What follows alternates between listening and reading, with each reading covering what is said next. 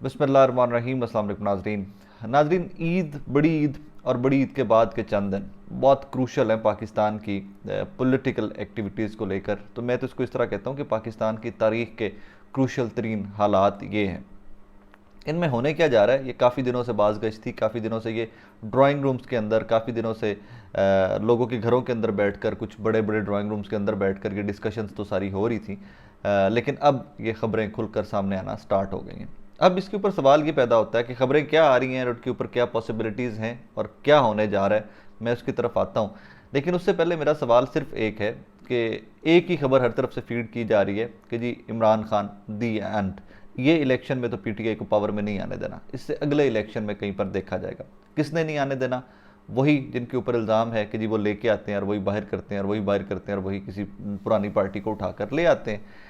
इसके ऊपर सवाल लॉजिकल सा एक ये है कि इमरान खान के वोट बैंक का क्या किया जाएगा। तहरीक इंसाफ का वोट बैंक तो है, तो उसमें जवाब ये दिया जाता है कि जनाब वोट बैंक जब इलेक्टेबल्स चले जाएंगे, जब सारे बड़े बड़े लोग छोड़ जाएंगे आपको, तो आपका वोट बैंक वैसे ही आधा रह जाता है। मैं उससे मुत्तफिक नहीं हूँ, लेकिन एट दिस पॉइंट हम इस वर्ज पे आ गए हैं, हम उस नैज के ऊपर आ गए हैं कि जहाँ पर हमें सोचना पड़ रहा है कि Imran Khan is out of the game और कुछ ना कुछ हिस्सा उनको दिया जाएगा कमिंग इलेक्शंस के अंदर भी।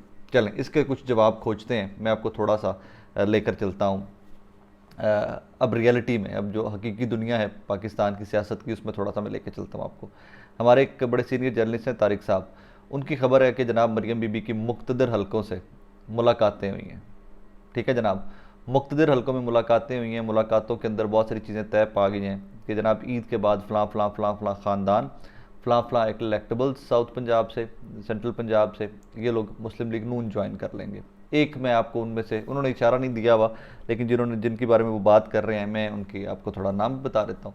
वो गैर पार्लिमानी सा लफ्ज़ इस्तेमाल किया उन्होंने ख़ानदान के लिए, लेकिन वो साहबज़ादा महबूब सुल्तान वगैरह, इनके MPAs और इनके MNAs दोनों अभी तक तहरीक इंसाफ के साथ खड़े हुए थे। इन्होंने कोई सियासी जमात ज्वाइन नहीं की थी।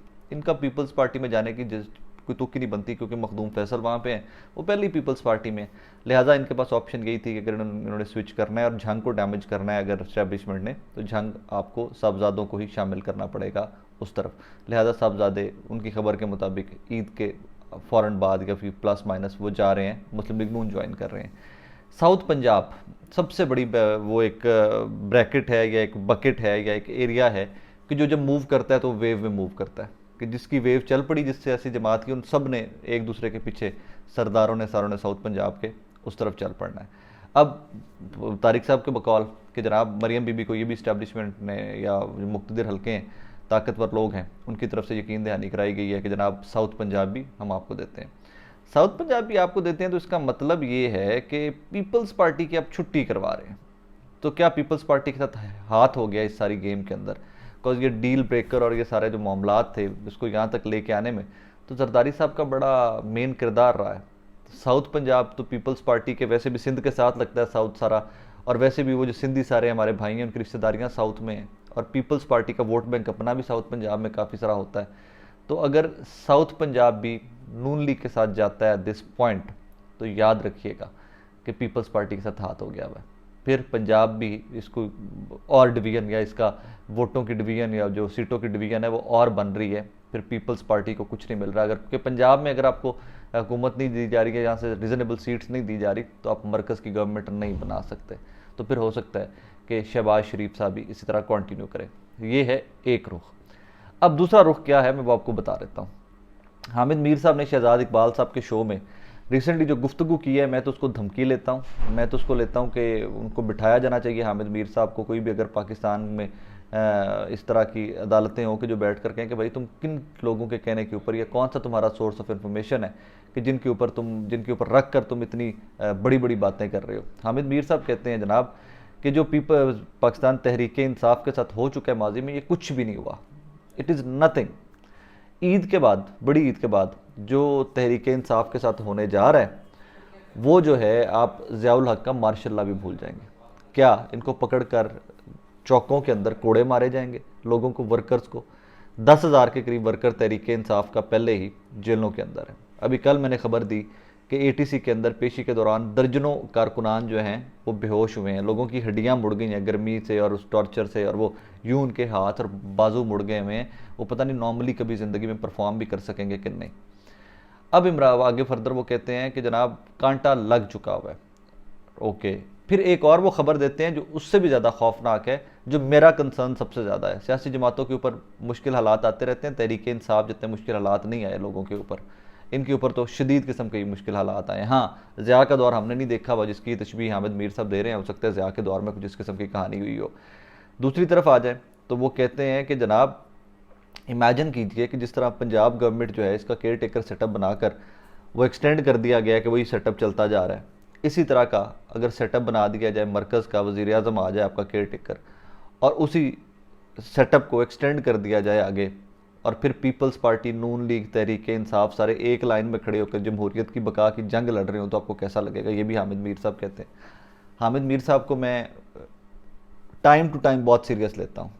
लोगों को उनके बारे में बहुत गलत फहमियाँ रही हैं हामिद मीर साहब को, लेकिन मैं फ्रॉम डे वन बहुत विजन मेरा क्लियर था कि हामिद मीर साहब की खबर कहाँ से आती है और हामिद मीर साहब कहाँ से खबर देते हैं, मुझे कुछ इंसिडेंट्स के बाद पता था। मैं तो बहुत सीरियस लूँगा इस खबर को कि ये हामिद मीर साहब का तज्जिया नहीं है, ये खबर है, और ये खबर बड़ी सीरियस खबर है कि अगर आपका केयर टेकर सेटअप, मैं कहता हूँ जी मोहसिन बेग साहब को वज़ीर आज़म बना दिया जाता है, मैं कहता हूँ जी नजम सेठी साहब को किसी तरह से वज़ीर आज़म बना दिया जाता है, क्योंकि ये सब लोग इस्टेब्लिशमेंट के करीबी लोग हैं ना, तो बना दिया जाता है और इस सेटअप को चला दिया जाता है कि लंबा के साल 2 साल के लिए आप ही चलाएंगे पाकिस्तान को। तो आप क्या कर सकते हैं इस मुल्क के अंदर किसी के साथ? लिहाजा जंग जो है वो और तरफ निकल रही है। यहाँ पर सवाल फिर वही है कि क्या हमने इमरान खान को खो दिया है?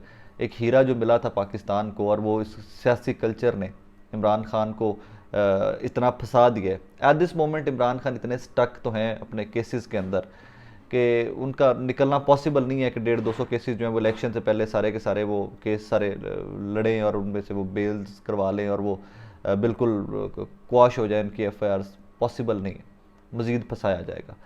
अब एक पैटर्न सेट किया जा रहा है कि अगर जनाब खौफ एक तरफ है जो हामिद मीर साहब फैला रहे हैं और बार बार कहते हैं कि आप ज़िया-उल हक़ का मार्शल लॉ भूल जाएंगे, इमरान खान की ज़ात के ऊपर केसेस दूसरी तरफ है, इमरान खान की ज़ात के ऊपर केसेस और हामिद मीर जैसे सहाफ़ियों की खबरों के बाद प्रेशर डालना एक बड़ी सीधी सी बात है, इसके अंदर कोई रॉकेट साइंस नहीं है।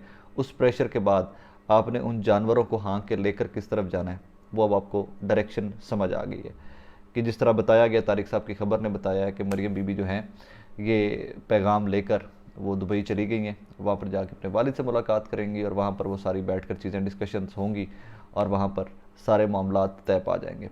पाकिस्तान के अंदर जो मुआशी हालात हैं, मईशत के जो हालात हैं, उसके बाद जितनी पॉलिटिकल टेम्परेचर जितना हाई है, मुझे ज़ाती तौर के ऊपर तो लगता है कि इस टेम्परेचर को नीचे लाना चाहिए था। एट दिस पॉइंट मज़ीद प्रेस नहीं करना चाहिए था, क्योंकि एक चीज़ तय, मैं एक चीज़ के ऊपर मुत्तफ़िक हूँ, जितना मैं इमरान खान को जानता हूँ, जितनी थोड़ी बहुत मुलाकातें हैं, जितनी मैं उनकी शख्सियत को रीड किया, he is not going to give up at any given cost. Imran Khan is not going to give up. आप एक दफ़ा गिरा ले हो सकता है इस इलेक्शन के अंदर, ही विल कम बैक। और वो कम बैक ये नहीं है कि वो 5 साल वेट करेगा आपके कि चले ठीक है जी अब इलेक्शन हो गया तो 5 साल के बाद दोबारा इलेक्शन होने हैं। नो, आप लोगों ने 3.5 साल बाद इमरान खान को गिराया था इक़्तिदार के। इमरान खान शायद आपको 6 महीने साल भी ना चलने दे। That is who Imran Khan is. He is not going to give up. वो इतनी जल्दी हार मान के सिस्टम से बाहर या गेम से बाहर, दौड़ से बाहर नहीं हो जाएगा। अगर दौड़ से बाहर होना होता तो इमरान खान कब के बरतानिया चले गए होते। उनके पास एवन फील्ड से ज़्यादा बेहतर जगह के ऊपर अपार्टमेंट है रहने के लिए, उनके पास ज़्यादा अच्छी जगह थी दुबई के अंदर, सऊदी अरेबिया के अंदर, उनके ज़्यादा बेहतर दोस्त थे जो उनको अकोमोडेट कर सकते थे। He did not give up on Pakistan, he did not give up on his people, he did not give up on his voters.